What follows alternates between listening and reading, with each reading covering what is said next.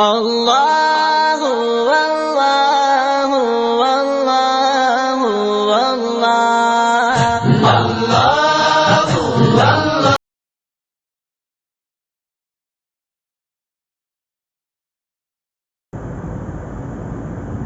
السلام عليكم ورحمة الله وبركاته. الحمد لله رب العالمين، والصلاة والسلام على سيد الأنبياء والمرسلين. أما بعد، فقد قال الله تعالى في القرآن الكريم والفرقان المجيد بعد أعوذ بالله من الشيطان الرجيم. بسم الله الرحمن الرحيم. ومن يشفع شفاعة حسنة يكن له نصيب منها، ومن يشفع شفاعة سيئة يكن له كفل منها.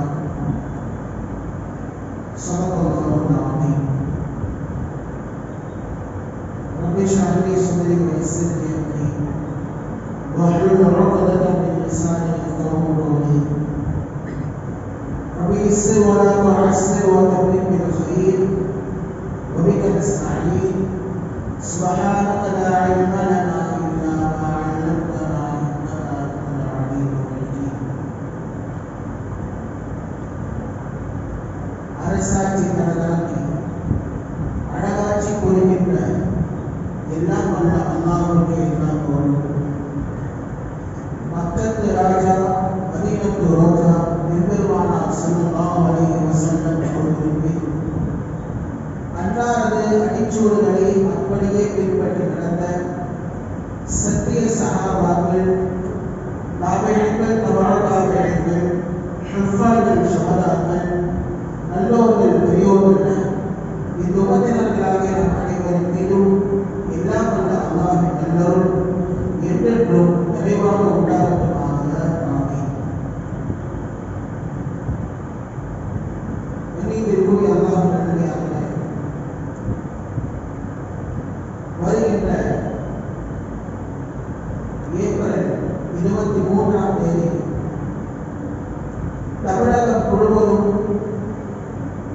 தமிழக சட்டமன்ற தேர்தலை சந்திக்கவிருக்கிறது. எனவே தேர்தல் பற்றிய ஒரு சில செய்திகளையும், ஓட்டுரிமை என்பது எந்தளவிற்கு முக்கியம் வாய்ந்தது, முஸ்லிம்களும் இந்த ஓட்டும் இந்த நாட்டை எப்படி வழிநடத்தும் என்பதை பற்றியெல்லாம் இன்றைக்கு இன்றைய ஜும்மாவிலே நாம் சிந்திக்க இருக்கிறோம். கண்ணியத்திற்குரியவர்களே, இந்த ஓட்டுரிமை இருக்கின்றது, இது சாதாரணமான விஷயம் அல்ல. ஓட்டுரிமை என்பது ஒவ்வொருவருடைய ஒரு கூடிய உரிமை.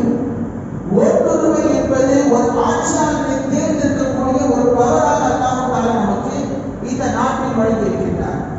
அதனால்தான் இந்தியா ஜனநாயக நாடு என்று சொல்லி ஒரு பெயரை வாங்கி இருக்கின்றது.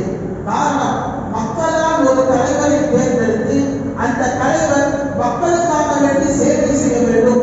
அதுதான் இந்தியாவினுடைய ஒரு ஜனநாயக தன்மையை தற்போது வரைக்கும் பாதுகாத்துக் கொண்டு வருகின்றது. அந்த ஓட்டுரிமை இருக்கின்றது, சாதாரணமான விஷயம் அல்ல. என்னதான் நாம் இப்படி சொன்னாலும் ஒரு சிலருடைய மனதில் இப்படி இருக்கின்றது, நான் ஒரு ஓட்டு போடுவதால் நாட்டில் என்ன மாற்றம் ஏற்பட்டுள்ளது, நான் ஒரு ஓட்டு போடுறதுனால ஆட்சி எல்லாம் மாறிடுவான், அடுத்து நான் ஓட்டு போடுறதுனா எனக்கு என்ன, யார் ஆட்சி வந்தாங்கன்னா ஆட்சிக்கு வரவில்லை என்றால் என்ன என்று சொல்லி முஸ்லிம்களிடத்திலேயே ஒரு சிலரிடத்தில் இந்த ஒரு தேர்தல் பற்றி உள்ள ஒரு தவறான ஒரு சிந்தனை, ஓட்டை செலுத்துவதில் வாக்களிப்பதில் ஒரு தவறான சிந்தனை என்பது இருக்கின்றது. அவைகள் எல்லாம் களையப்பட வேண்டும். ஏனென்றால் ஒரே ஒரு ஓட்டின் வித்தியாசத்தில் எத்தனையோ வெற்றி தோல்விகளை இந்த உலகம் பார்த்திருக்கிறது. ஒரே ஒரு ஓட்டின் வித்தியாசத்தில் எவ்வளவு நல்லதுகள் நடந்திருக்கின்றது, எவ்வளவோ கெட்டதுகள் நடந்திருக்கின்றது. ஆகவே ஒரு ஓட்டு தானே பரவாயில்லை என்று சொல்லி நாம் விட்டுவிடக்கூடாது என்பது நாம் இங்கே பார்க்க வேண்டும். இந்த ஓட்டுகளை வைத்துத்தான் இந்த மாநிலத்தினுடைய முதலமைச்சர்கள் இங்கே நியமிக்கப்படுகிறார்கள். இந்த நாட்டினுடைய பிரதமர்கள் இங்கே நியமிக்கப்படுகிறார்கள்.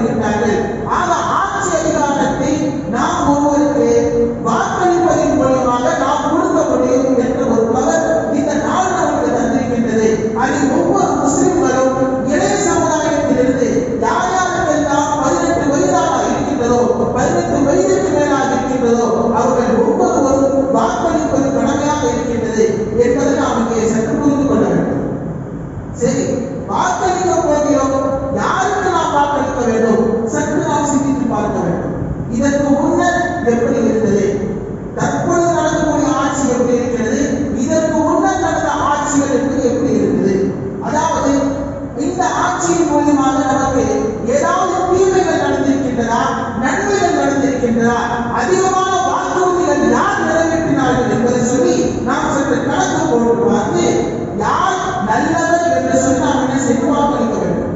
ஏனென்றால் வாக்களிப்பது என்பது ஓட்டு என்பது ஒரு ஷஃபாஅத், அதாவது ஒரு பரிந்துரை என்பது அர்த்தம். அதாவது இவர் நல்லவர், இவரிடத்தில் இந்த நாட்டை ஒப்படைத்தால் நல்லவருக்கு கொண்டு செல்வார் என்று சொல்லி மக்களாக நாம் என்ன செய்கின்றோம், அந்த ஒரு ஷஃபாஅத், ஒரு பரிந்துரை என்பது நாம் செய்கின்றோம். அதுதான் அல்லாஹ் தஆலா திருக்குர்ஆனில் நாம் தற்போது ஓதி வந்த வசனத்தில் சொல்கிறார், வமையஸ்வா ஷஃபாஅத்தன் ஹஸனத்தன் யகுல்லஹு நஸீபு மின்ஹா.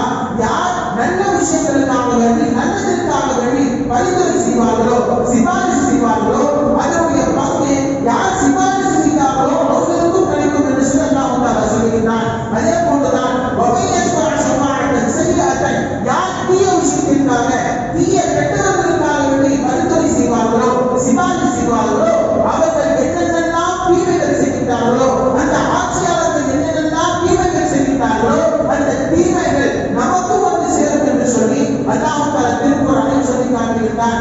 ஆக நாம் தேர்ந்தெடுக்கக்கூடிய அந்த ஆட்சியாளர்கள், நாம் தேர்ந்தெடுக்கக்கூடிய கட்சிகளை நாம் சற்று சிந்தித்து பார்க்க வேண்டும். அவர்கள் ஆட்சிக்கு வந்தால் மக்களுக்கு நல்லது செய்வார்களா அல்லது கெட்டது செய்வார்களா?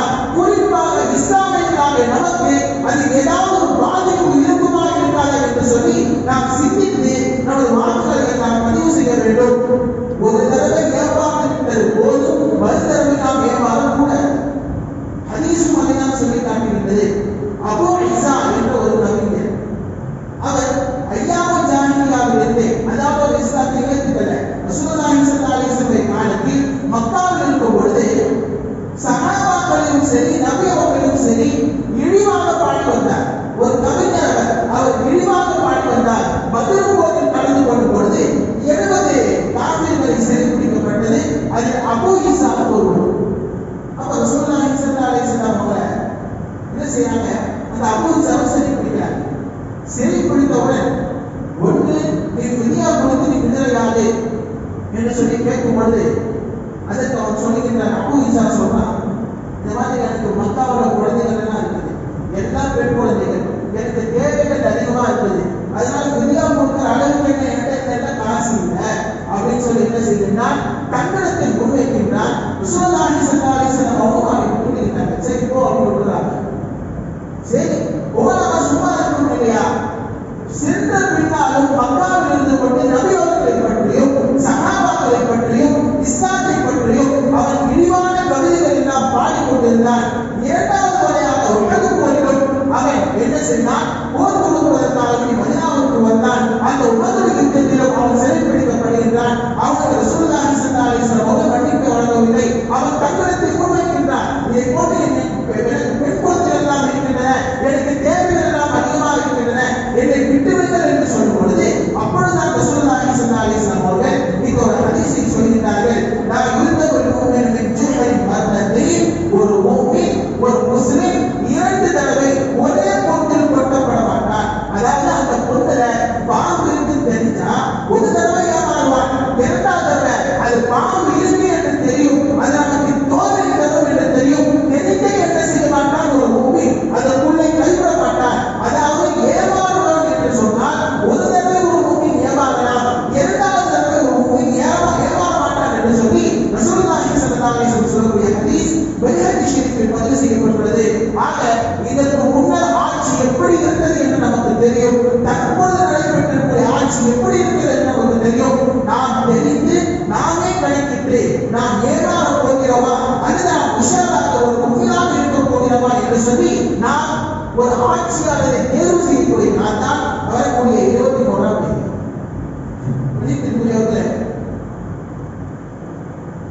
எலெக்ஷனுடைய இந்த நேரத்தில் நம்மிடத்தில் ஒரு ஒற்றுமை என்பது இருக்க வேண்டும். ஒற்றுமை இல்லை என்று சொன்னால் நாம் நினைத்த ஆட்சியாளர்களை, நாம் நினைத்த ஆட்சியை இங்கே கொண்டு வர முடியாது. ஒற்றுமையின்மையால் இந்த சமுதாயத்தில் பல்வேறு விதமான அபிவிருத்திகள், பல்வேறு விதமான வர்க்கத்திலே நாம் இங்கே இழந்திருக்கின்றோம். ஏனென்றால் இந்த தேர்தல் நேரத்தில் நான் சொல்கிறேன், எத்தனையோ முஸ்லிம் கட்சிகள், இஸ்லாமிய இயக்கங்கள் ஏதோ ஒரு சில மனக்கசப்புகளால், ஏதோ ஒரு சில கொள்கை ரீதிகளாக பிரிந்திருக்கிறார்கள். உண்மையிலேயே இந்த இஸ்லாமிய கட்சிகள்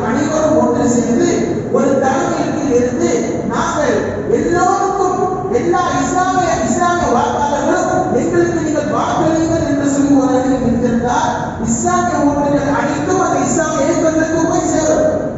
ஆனால் நாம் எல்லோரும் இயக்கங்களாக ஒரு கொள்கை ரீதியாக நாம் பிரிந்திருக்கின்றோம். இந்த விஷயத்தில் நாம் கொள்கைகளை நாம் பார்க்கக்கூடாது. ஏனென்றால் ஹதீஸில் ரசூலுல்லாஹி ஸல்லல்லாஹு அலைஹி வஸல்லம் சொல்கிறார்கள், மன் இஸ்தக்பல கிப்லத்தனா, யார் நம்மை கிப்லாவை முன்னோக்கி கொள்கின்றாரோ, வஸல்லா ஸலாத்தனா, யார் நமது கொள்கையை கொள்கின்றாரோ, வஅகல தபீஹத்தனா, யார் நாம் அறுத்த மாமிசங்களை நாம் அறுத்த இறைச்சிகளை சாப்பிடுகிறாரோ, ஃபதாலிக ஹுவல் முஸ்லிம், அவர்தான் ஒரு முஸ்லிம் என்பதாக ரசூலுல்லாஹி ஸல்லல்லாஹு அலைஹி வஸல்லம் சொல்லியிருக்கிறார்கள். அதில் கொள்கையோ அதில் இயக்க ரீதியான ஒரு சில பிளவுகளையோ ரசூலுல்லாஹி ஸல்லல்லாஹு அலைஹி வஸல்லம் சொல்லவில்லை. முஸ்லிமாக இருந்தால் போதும், அவன் தொழுகிறானா, அவனது கிப்லாவை முன்னோக்குகிறானா, நாம் அறுத்த மாமிசத்தை அவன் சாப்பிடுகிறானா, அவன் முஸ்லிம் என்கிறார்கள் ரசூலுல்லாஹி ஸல்லல்லாஹு அலைஹி வஸல்லம். இந்த ஒரு ஒற்றுமை மட்டும் தற்போது இருந்திருந்தால் நாம் பிரிந்து கடக்க வேண்டிய ஒரு சூழ்நிலை என்பது ஏற்பட்டிருக்காது என்பதை நாம் இங்கே உணர்த்தியாக வேண்டும். ஆக பிரிந்து விட்டோம். என்னதான் நாம் பிரிந்திருந்தாலும் நாம் தற்போது ஒற்றுமையாக நமது இங்கே வாக்குகள் சிதறாமல் நாம் ஒரே ஒரு கட்சிக்காக வேண்டி நாம் வாக்களிக்க வேண்டும். அதில் ஓட்டில் சிதறல் என்பது ஏற்படக்கூடாது. ஒற்றுமை என்பதால் இந்த சமுதாயத்திற்கு அதிகமான வருத்தத்தில் நீங்கி இருக்கின்றன. ஒரு சம்பவம் ரசூலுல்லாஹி ஸல்லல்லாஹு அலைஹி வஸல்லம் காலத்தில் ஏற்கனவே நான் சொல்லியிருக்கின்றேன். ஃபஜ்ர் தொழுகை முடித்தவுடன் சஹாபாக்கள் வெளியே வருகிறார்கள். ஓராயிரத்து அவங்க கொண்டிருச்சு பள்ளிவாசல். மஸ்ஜித் நபவி ஒற்றுமையிட்டு இருக்கின்றது. சஹாபாக்களால் வெளியே போக முடியல. நபி அவர்கள் முறையிடுகிறார்கள், யா ரசூலல்லாஹ், ஓராயிரம் ரவுண்ட கொண்டிருச்சு, என்னன்னு தெரியல. நபி அவர்கள் வருகின்றார்கள், வந்து கேட்கின்றார்கள் என்ன விஷயம் என்று கேட்கும் பொழுது அந்த ஓராயுடைய ஒரு தலைவோட நெசில் பேசுது. என்ன பேசுது? யா ரசூலல்லாஹ், முன்னரெல்லாம் எங்களுக்கு உணவு தாராளமாக கிடைக்கும். நாங்கள் ஆடுகளை எல்லாம் விரும்பி சாப்பிடுவோம். ஆனால் எங்களுக்கு என்ன செய்யல, ஆடுகள் கிடைப்பதில்லை என்று சொல்லி நபியோரிடம் முறையிடும் பொழுது அதற்கு ரசூலுல்லாஹி ஸல்லல்லாஹு அலைஹி வஸல்லம் சஹாபாக்களுக்கு சொன்னார்கள், பார்த்தீர்களா, நீங்கள் கொடுக்கக்கூடிய ஸகாத்தின் காரணமாக உங்கள் பொருட்கள் எவ்வாறு பாதுகாக்கப்படுகிறது பார்த்தீர்களா? 40 ஆடுகள் வைத்திருந்தால் ஒரு ஆடையை ஸகாத்தாக கொடுக்க வேண்டும். நீங்கள் ஸகாத்தை கொடுத்துவதன் காரணமாக அல்லாஹ் தஆலா அவர்களுடைய பொருட்களை எப்படி பாதுகாக்கிறார்கள் பார்த்தீர்களா என்று சொல்லி ரசூலுல்லாஹி ஸல்லல்லாஹு அலைஹி வஸல்லம் அவர்கள் அந்த ஓநாய்களிடத்தில் சொன்னார்கள், எந்த ஆடு தன் மந்தையை விட்டு தனியாக பிரிந்து செல்கின்றதோ, அதாவது மந்தையில் ஒன்றாக சேராமல் எந்த ஆடு தனியாக பிரிந்து செல்கின்றதோ அந்த ஆட்டை நீ அடித்துக்கொள் என்பதாக ரசூலுல்லாஹி ஸல்லல்லாஹு அலைஹி வஸல்லம் சொல்கிறார்கள். இந்த ஹதீஸுக்கு கீழாக எழுதக்கூடிய ஹதீஸ்களை விளக்குவார்கள். ஒற்றுமையாக இருந்தால் ஷைத்தான் நம்மை எதுவும் செய்ய முடியாது. நாம் தனியாக பிரிந்து விட்டால் ஷைத்தான் நம்மை வெளிக்கெடுத்து விடுவான். அதுதான் ஒரு ஹதீஸில் ரசூலுல்லாஹி ஸல்லல்லாஹு அலைஹி வஸல்லம் சொல்கிறார்கள், யார் தனித்து சென்று விடுவார்களோ நரகத்தில் அவர்கள் தான் தனியாக இருப்பார்கள் என்று சொல்லி ஹதீஸ்களில் ரசூலுல்லாஹி ஸல்லல்லாஹு அலைஹி வஸல்லம் சொல்கிறார். புகாரா என்று சொல்லப்படக்கூடிய ஒரு பிரபலமான நாடு, இமாம் புகாரி ரஹ்மத்துல்லாஹி பிறந்த அந்த நாடு. அந்த நாட்டில் இஸ்லாமியர்கள் கிட்டத்தட்ட 600 இருந்து 700 வருடம் வரைக்கும் ஆட்சி செய்தார்கள். ஆனால் அந்த ஆட்சி எப்படி கவுழ்க்கப்பட்டது தெரியுமா? சொன்னால் சிரிப்பீர்கள், சிரிப்பதா வரும். என்னன்னா, இஸ்திக்ஜா செய்தார். இஸ்திக்ஜா என்னன்னா, பாத்ரூம் போயிட்டு தண்ணீர் இருந்தால் தண்ணீரை வைத்து சுத்தம் செய்வது நல்லதா அல்லது மண்கட்டிகளை வைத்து சுத்தம் செய்வது நல்லதா என்று சொல்லி 2 குரூப்புகள். இந்த சின்ன பிரச்சனையினால, ஒரு மசாயில் பிரச்சனையால் 2 முஸ்லிம் தரப்புகளும் அடித்துக் கொண்டார்கள். எதிரிகள் பார்த்தார்கள், சரி இதுதான் சரியான நேரம் என்று சொல்லி அங்கே இஸ்லாமிய ஆட்சி ஒரு சின்ன பிரச்சனை காரணமாக, ஒரு ஒற்றுமையின்மை காரணமாக, தேவையில்லாத ஒரு சின்ன மசாயில் பிரச்சனை காரணமாக அங்கே முஸ்லிம்கள் ஆட்சி கவிழ்க்கப்படுகின்றது, அங்கே வேறொரு ஆட்சி நிறுவப்படுகின்றது என்பதை நாம் இங்கே பார்க்கிறோம். ஆக ஓரணியாக இருந்து ஒரே ஒரு கட்சிக்கு நாம் என்ன செய்யணும், ஒரு வாக்குகளை பதிவு செய்ய வேண்டும். நமது ஓட்டுகள் சிதறக்கூடாது என்று சொல்லி நாம் இங்கே சொல்லியாக வேண்டும். அல்லாஹ் திருக்குர்ஆனில் சொல்கிறான், வஅதஸிமு பிஹப்லில்லாஹி ஜமீஅன் வலா தஃபர்ரகு, நீங்கள் அல்லாஹ்வுடைய கயிற்றை பலமாக அனைவரும் பற்றி பிடித்துக் கொள்ளுங்கள். வலா தஃபர்ரகு, நீங்கள் பிரிந்து விட வேண்டாம், ஒற்றுமையாக செயல்படுங்கள் என்று சொல்லி அல்லாஹ் தஆலா இங்கே சொல்லி காட்டுகிறார். ஆக நமது ஓட்டுகளில் சிதறல் என்பது கூடாது. சிதறல் ஏற்பட வேண்டும் என்பதற்காக வேண்டிய துவங்கப்பட்ட ஒரு கட்சி என்பது இருக்கின்றது. கொஞ்சம் கூட அரசியல் ஞானம் என்பது இல்லை, அப்டேட்டடா இல்லை.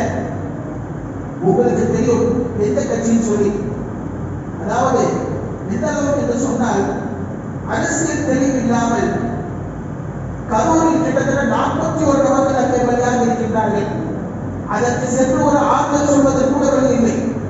சொந்த மகனிடத்திலும் சொந்த மனைவியிடத்திலும் செலவிற்கு பணம் கொடுக்காமல், அது நான் கடனாக நான் கொடுத்திருக்கிறேன் என்று சொல்லி அங்கே பதிவு செய்திருக்கின்றான் ஒரு நடிகர். ஒன்று புரிந்து கொள்ள வேண்டும், சினிமா நடிகர்கள் நமக்கு வழிகாட்டிகள் அல்ல, அவர்கள் கூட்டாளிகளாகத்தான் இருப்பார்கள். அந்த கூட்டாளிகளுக்கு பின்னால் சென்றால் வரக்கூடிய சந்ததிகளும் கூட்டாளிகளாகத்தான் இருப்பார்.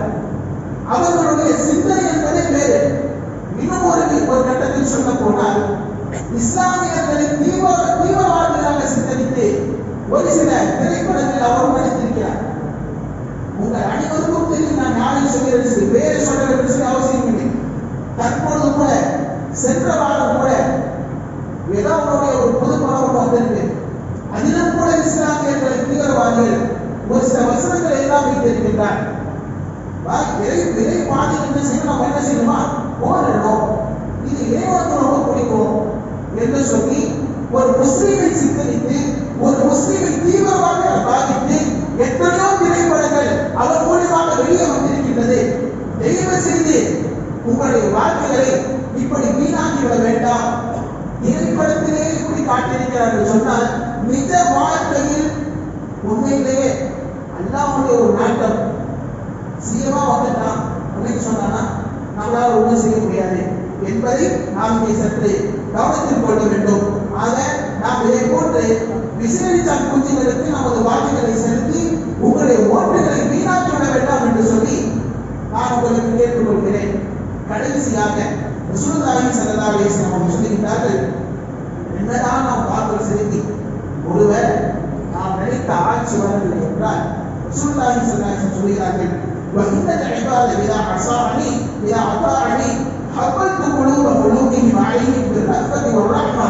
ரசூலுல்லாஹி ஸல்லல்லாஹு அலைஹி வஸல்லம் அவர்கள் அல்லாஹ் தஆலா சொல்வதாக சொல்கிறார்கள், எனது அடியார்கள் எனக்கு கட்டுப்பட்டு நடந்தால், நான் சொல்வதை எல்லாம் கேட்டு நடந்தால், அவருடைய ஆட்சியாளரின் உள்ளங்களை நான் மாற்றிவிடுவேன், அவருடைய ஆட்சியாளரின் உள்ளங்களை ரஹ்மத்தை நான் போட்டுவிடுவேன், ஒரு இரக்கத்தை போட்டுவிடுவேன் என்று சொல்லி அல்லாஹ் தஆலா சொல்கிறான். இதே அதற்கு நேர்மாற்றமாக வஹின்னல் இபாதா இதா அஸானி ஹப்பத்து குலூபுஹும் அலைஹி, நான் எனது அடியார்களை எனக்கு மாறு செய்தால், நான் சொல்வதை கேட்காமல் எனது அடியார்கள் இந்த உலகில் இருந்தார்கள் என்று சொன்னால், அவருடைய ஆட்சியாளரை உள்ளதை நான் மாற்றிவிடுவேன். அவர்கள் கடுமையான வேதனை செய்வார்கள், அவர்கள் மக்களை வஞ்சிப்பார்கள். வஞ்சிக்கக்கூடிய அந்த நேரத்தில் மக்கள் அனைவரும் என்ன செய்வார்கள் என்று சொன்னால், யா அல்லாஹ் இந்த ஆட்சியாளரை விட்டு எங்களை பாதுகாத்து விடு என்று சொல்லி எனக்கு துஆ செய்வார்கள். இப்படி துஆ செய்வதை விட்டும் நீங்கள் என்ன செய்ய வேண்டாம், நீங்கள் உங்கள் நேரத்தை வீணாக்க வேண்டாம். மாறாக வலாக்கின் இஸ்தக்ரு பித்திக்ரி வததரு இலைய, நீங்கள் எனக்கே நீங்கள் வழிபட்டு நீங்கள் என்னையே நீங்கள் நினைத்துக் கொண்டீர்கள், நான் உங்கள் ஆட்சியாளர்கள் உள்ளங்களை மாற்றக்கூடியவராக இருக்கின்றேன் என்று சொல்லி அல்லாஹ் தஆலா கூறுவதாக ரசூலுல்லாஹி ஸல்லல்லாஹு அலைஹி வஸல்லம் அவர்கள் நீங்கள் சொல்லி தருகிறார்கள். ஆக ஒருவேளை நாம் நினைத்த ஆட்சி வரவில்லை என்று சொன்னால், அதற்கு நமது அமல்கள் தான் காரணமாக இருக்குமே தவிர வேறு எதுவும் காரணமாக இருக்காது என்பதை நாம் இங்கே சொல்லிக் கொள்ள வேண்டும். ஆக தமிழகத்தில் ஒரு நல்ல ஆட்சி வளர வேண்டும் என்று சொன்னால், நல்ல ஒரு விடியல் பிறக்க வேண்டும் என்று சொன்னால், அதற்கு சூரியன் உதித்தாக வேண்டும். அந்த சூரியன் உதிப்பதற்கு நாம் அனைவரும் அந்த வாக்குகளை நாம் கட்டாயமாக பதிவு செய்தாக வேண்டும் என்று சொல்லி இந்த உரையை நிறைவு செய்கின்றேன். சுண்ணத்துல்